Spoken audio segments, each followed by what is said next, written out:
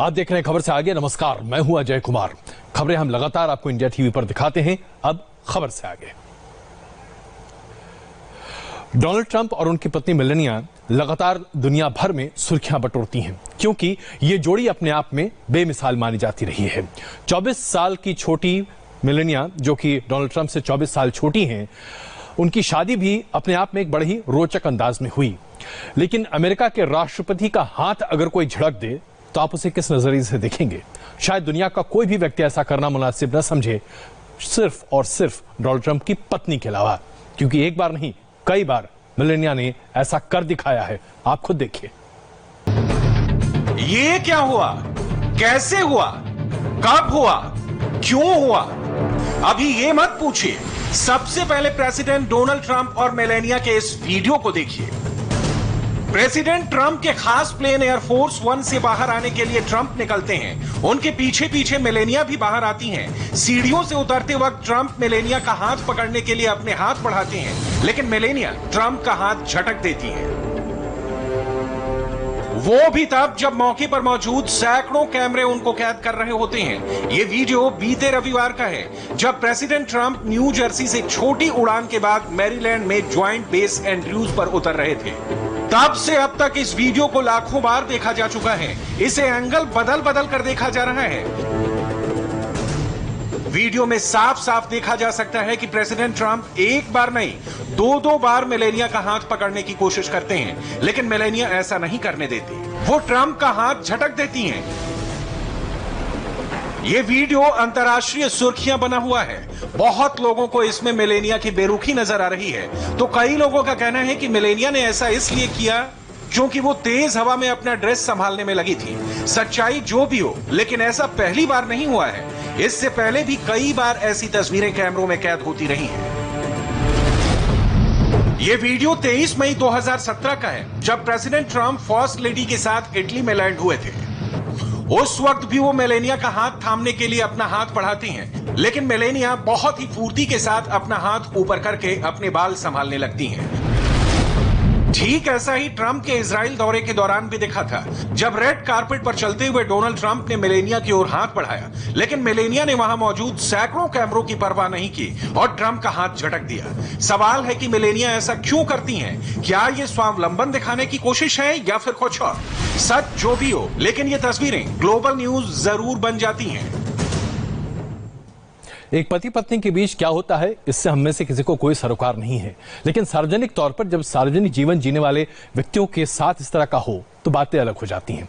हम आपको बताना चाहते हैं कि दरअसल डोनाल्ड ट्रंप और उनकी पत्नी के बीच संबंध बहुत ही गहरे और अच्छे बताए जाते हैं। माना जाता है कि Donald Trump live in relationship में रह चुके हैं मेलानिया के साथ। मेलानिया 24 साल छोटी हैं डोनाल्ड ट्रंप से, लेकिन ये एक प्यार था, एक तरह से एक अलग तरीके का बंधन था जो साथ में था। लेकिन अब दुनिया का सबसे पावरफुल कपल क्या वाकई में एक दूसरे से जरा तनातनी करता दिख रहा है?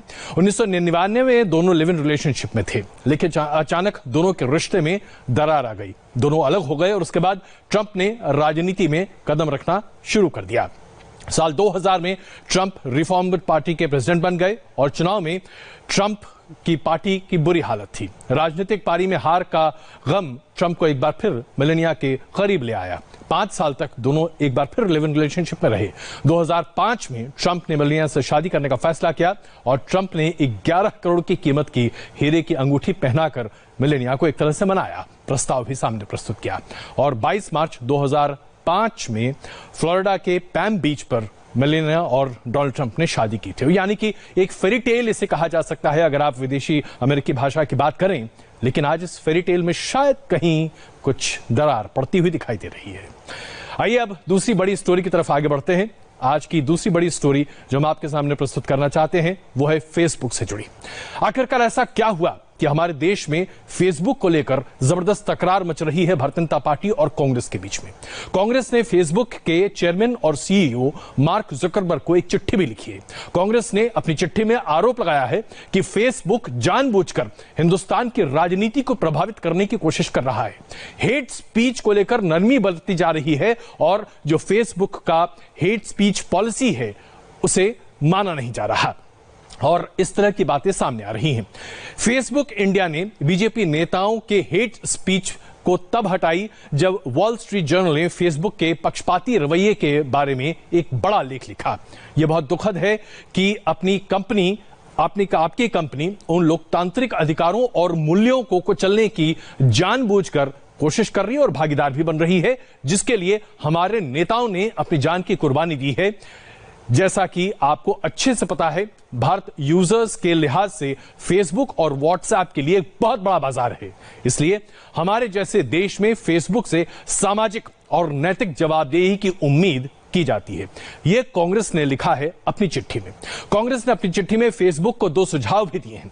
पार्टी ने कहा है कि फेसबुक को तुरंत एक उच्च स्तरीय जांच समिति बनाकर फेसबुक इंडिया की लीडरशिप टीम से पूछताछ करानी चाहिए। वहीं 2014 से नफरत फैलाने वाले उन सभी पोस्ट की जानकारी भी दी जानी चाहिए जिन्हें फेसबुक इंडिया ने अपने प्लेटफॉर्म पर पब्लिश किया है और उसकी इजाजत दी है। ये बातें तो कांग्रेस की तरफ से आ गई, लेकिन सबसे बड़ी बात यह है कि भारतीय जनता पार्टी मानती है कि कांग्रेस के लिए स्थिति वही बन गई है जैसे कि खिसियानी बिल्ली खंभा नोचे। दरअसल अमेरिकी अखबार द वॉल स्ट्रीट जर्नल के खुलासे के बाद कांग्रेस और भारतीय जनता पार्टी में जबरदस्त ठनी हुई है। बीजेपी ने अखबार और कांग्रेस के सभी दावों को खारिज कर दिया है। कांग्रेस पर झूठ फैलाने का आरोप लगाया जा रहा है और उसके साथ साथ यह भी कहा जा रहा है कि अगर आप अपनी पार्टी को नहीं संभाल पाते तो जनाब आप दूसरों पर आक्षेप क्यों करते हैं? अगर प्लेटफॉर्म पब्लिक प्लेटफॉर्म है तो हर विचार के लोगों को अपनी बात रखने का अधिकार है। If the platform in question is a public platform, then every Indian, regardless of his ideology or commitment, has got the right to convey his or her views on that platform. क्या यह सच्चाई नहीं है कि कुछ लोग समझते हैं कि उस प्लेटफॉर्म पर उनकी मोनोपोली होनी चाहिए, भले ही उनका राजनीतिक वजूद खत्म हो गया हो? लेकिन अगर हेट स्पीच की बात है तो आज मैं पार्टी के प्लेटफॉर्म पर बैठा हूं तो 2 उदाहरण देना चाहूंगा।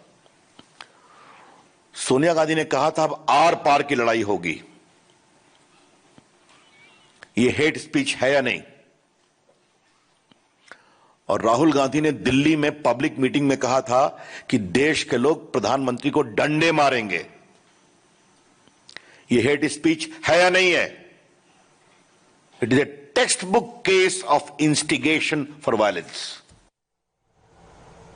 केंद्रीय कानून मंत्री रविशंकर प्रसाद ने भारतीय जनता पार्टी का पक्ष नहीं रखा, बल्कि एक तरह से सरकार के पक्ष को भी सामने रखते हुए स्पष्ट कहा कि हेट स्पीच को लेकर जो बवाल मचाने की कोशिश की जा रही है बेबुनियाद है। इस बीच यह विवाद जरा और आगे बढ़ गया है। संसद की स्थायी समिति जो आईटी को देखती है वहां पर भी जबरदस्त कलह है। संसद में जो स्थायी समिति है उसके अध्यक्ष हैं कांग्रेस के नेता शशि थरूर। उन्होंने ट्वीट करके लिखा है कि सूचना प्रौद्योगिकी पर संसदीय स्थायी समिति निश्चित रूप से इन रिपोर्ट्स के बारे में फेसबुक का जवाब जानना चाहती है। समिति यह जानना चाहती है कि भारत में हेट स्पीच को लेकर उसका क्या प्रस्ताव है। हमारी संसदीय समिति सामान्य मामलों में नागरिकों के अधिकार की सुरक्षा और सामाजिक ऑनलाइन न्यूज मीडिया प्लेटफॉर्म के दुरुपयोग को रोकने के तहत बयान पर विचार करेगी। यह विषय संसदीय स्थायी समिति के अधिकार क्षेत्र में है और पिछले दिनों फेसबक को तलब भी किया गया था। यह बात शशि थरूर ने स्पष्ट तौर से कही।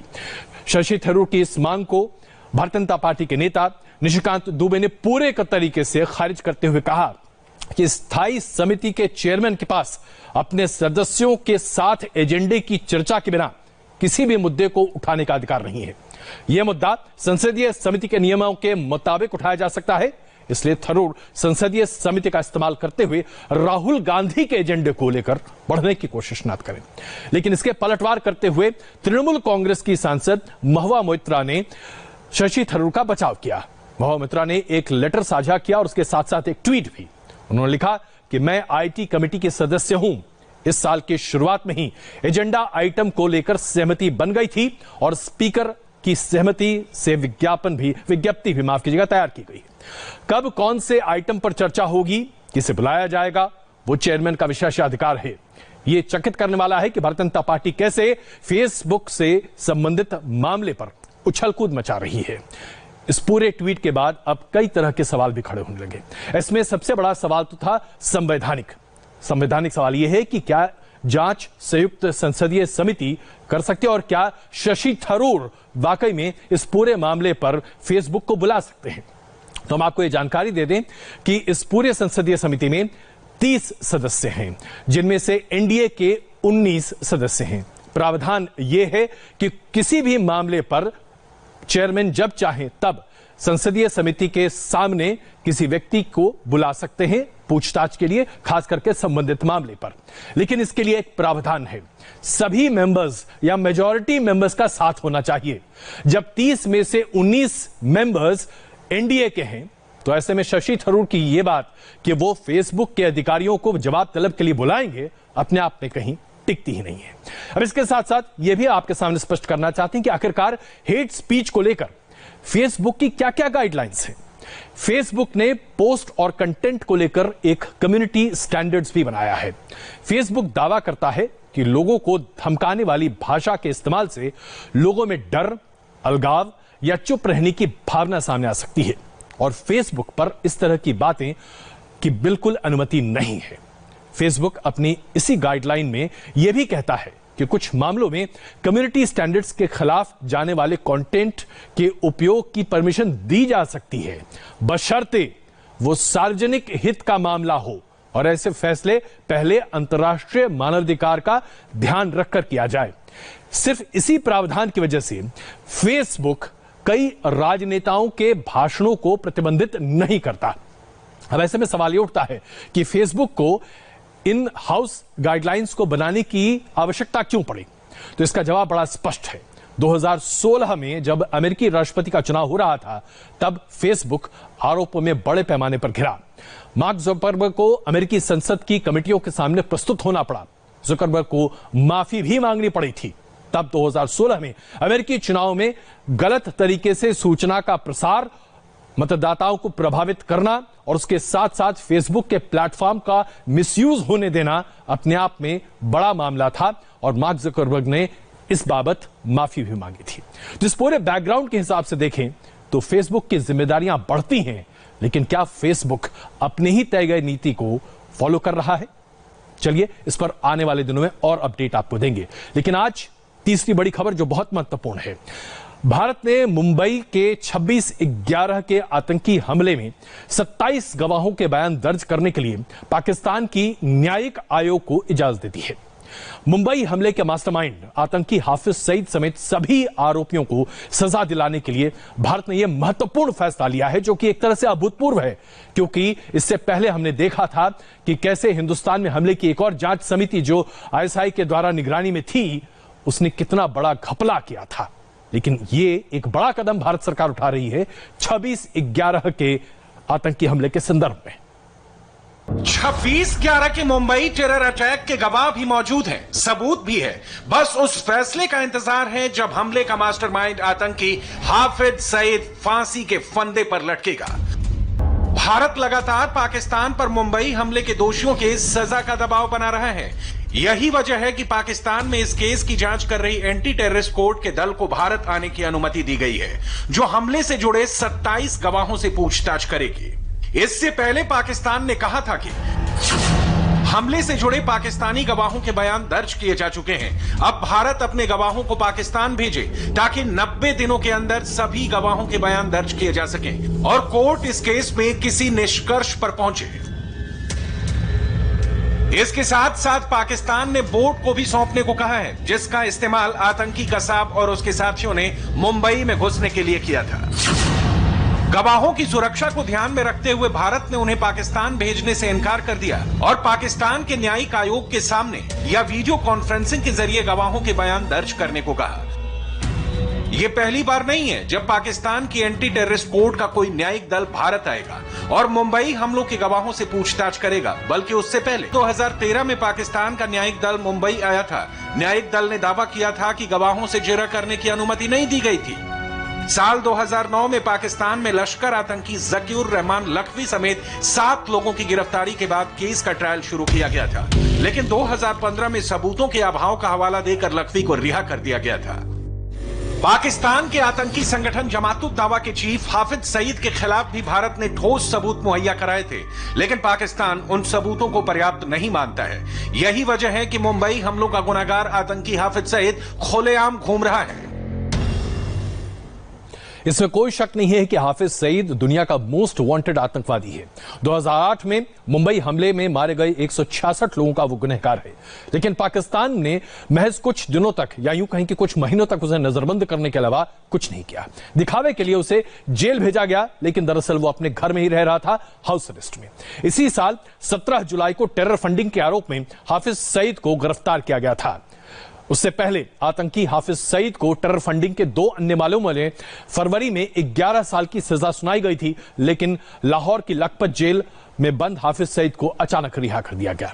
संयुक्त राष्ट्र ने 2008 में हाफिज सईद को वैश्विक आतंकवादी घोषित किया था। अमेरिका ने उस पर $1 करोड़ का इनाम भी रखा है। सवाल यह है कि अगर आतंकी हाफिज सईद और लखवी, जो कि मुंबई हमले 26/11 के मास्टरमाइंड माने जाते हैं, अगर उन्हें गुनहगार नहीं पाता तो आखिरकार हिंदुस्तान को इंसाफ मिलेगा क्या? आप ये सोच रहे होंगे कि आखिर हम ऐसा क्यों कर रहे हैं। भारत सरकार पाकिस्तान की चालबाजियों को बड़े अच्छे तरीके से जानती है। पाकिस्तान किस तरीके से लगातार अपने जाल बुनता है, यह भी हम जानते हैं। फिर हम पाकिस्तान के इस न्यायिक दल को हिंदुस्तान आने की अनुमति क्यों दे रहे हैं, और आखिरकार इसके बारे में क्या मंशा है सरकार की? तो जरा इस बात को समझिए। अंतर्राष्ट्रीय मंच पर पाकिस्तान ढिंडोरा पीट पीट कर कहता है कि वो अपनी अदालत में मामला चला रहा है, लेकिन हिंदुस्तान आने की इजाजत नहीं दी जाती है, जिसकी वजह से वो गवाहों से पूछताछ नहीं कर पा रहा और हमें इस बार चुप रहना पड़ता है। लेकिन अब चूंकि पाकिस्तान की न्यायिक समिति आएगी, तो अब पाकिस्तान का झूठ नहीं चल पाएगा, पाकिस्तान का चेहरा उजागर होगा। बन रही हमारे साथ एक छोटा सा ब्रेक लेते हैं, और ब्रेक के बाद बाढ़ और तूफान की कुछ ऐसी तस्वीरें, लगता है जैसे कि पूरे देश में बाढ़ और बारिश की वजह से तबाही मची हुई है। देश में बाढ़ से अब तक तकरीबन 1000 लोगों की मृत्यु हो चुकी है और दर्जनों राज्य में लाखों लोग प्रभावित हैं। उत्तर प्रदेश के कई जिलों में आसमानी आफत कहर बनकर टूट रही है। उत्तर प्रदेश के सीतापुर की ये तस्वीरें आपको हम दिखा रहे हैं। सीतापुर जिले के करीब 50 गांव इस वक्त पानी में समाये हुए हैं। नेपाल से आए पानी में खेत खलिहान, मकान, दुकान, मंदिर, स्कूल सब कुछ डूब चुका है। सीतापुर के ये तस्वीरें आपको हम दिखा रहे हैं, जहां सरयू नदी खतरे के निशान से ऊपर है। लोग घर छोड़कर भागने को तैयार हैं और सड़कों पर किसी तरह से जाकर जान बचा रहे हैं। उत्तर प्रदेश के ही बुलंदशहर की यह तस्वीरें देखिए। नदी का जलस्तर बढ़ा तो किनारे पर बसे घर टूटकर अपने आप नदी में डूबते हुए दिखाई दे रहे थे। खतरे को भांपकर परिवार वहां से घर छोड़कर भाग गया, वरना बहुत बड़ा हादसा हो सकता था। कोई सपने में सोच सकता था कि राजस्थान में इतना पानी होगा कि वहां बाढ़ आ जाएगी। यह हम आपको पाली के तस्वीरें दिखा रहे हैं राजस्थान की, जहां पर बाइक सवार बाहर निकलने की कोशिश कर रहा था और सड़क पर फंसा। उसके बाद बड़ी मुश्किल से लोगों ने उसे बचाया। बाइक समेत उसे बचा पाना बड़ा मुश्किल था। व्यक्ति तो बचा, लेकिन उसकी बाइक नहीं बच पाई। और आइए अब आपको दिखाते हैं गुजरात के कच्छ इलाके की ये तस्वीर, मांडवी नदी की ये तस्वीर, जहां पर अचानक बाढ़ का पानी आया। 70 से ज्यादा भैंस और गाय यहां पर बह गई हैं। शहर में जो पानी है वो जरा देखिए। क्या कच्छ में भी इतनी बाढ़ आ सकती है? सपने में भी शायद कोई नहीं सोच सकता। एक छोटा सा ब्रेक लेते हैं। ब्रेक के बाद बारामूला एनकाउंटर पर क्या है अपडेट, बन रही है हमारे साथ।